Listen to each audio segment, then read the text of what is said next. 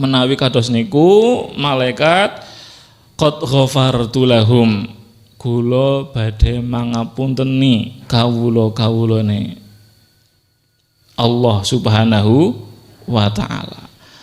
Lan kula badhe maringi permintaane kawula.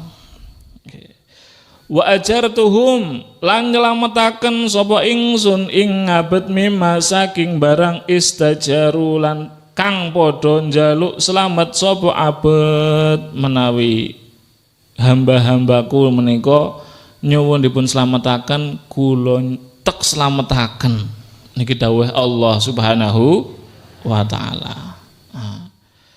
Kados kula panjenengan kempal wonten mriki sami zikir sami nyuwun dipun pangapunten dening Allah, insyaallah Gusti Allah mangapunten.